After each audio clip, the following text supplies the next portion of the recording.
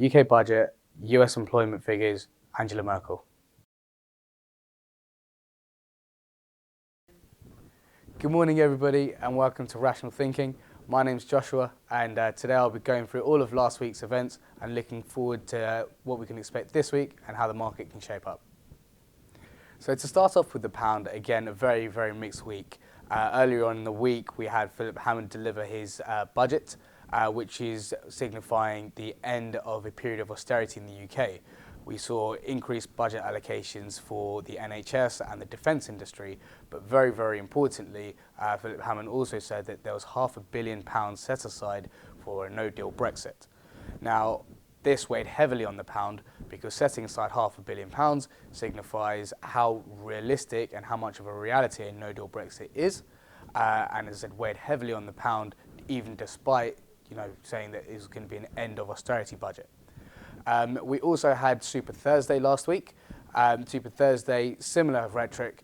Mark Carney said interest rates are being kept at these current levels, considering the uncertainty of Brexit, which is not actually a bad thing, and the pound did react quite positively because although Brexit is a massive dilemma and is a huge issue, it's one degree of uncertainty considering what everything else is going on with Europe, the US, and even the wider economic world.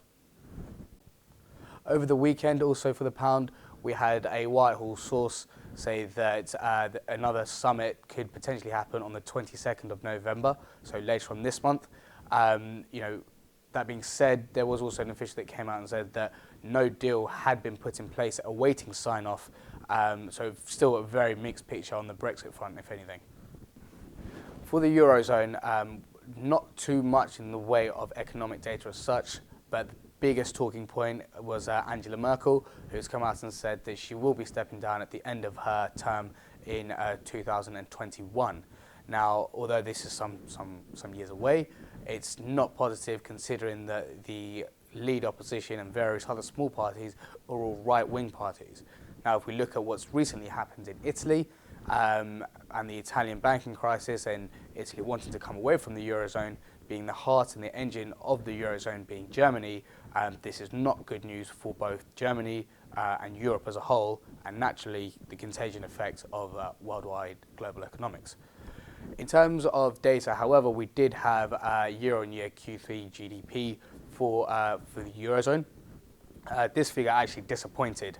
Now, over the last couple of weeks, we've been speaking about a potential contractionary monetary policy whereby they would end the years of pumping money into the system. However, if we're seeing a contractionary monetary policy, especially with what's going on in Italy, it questions the reality and the likelihood of this potential contraction in the monetary policy. So for the US dollar, we've had, again, more positive data.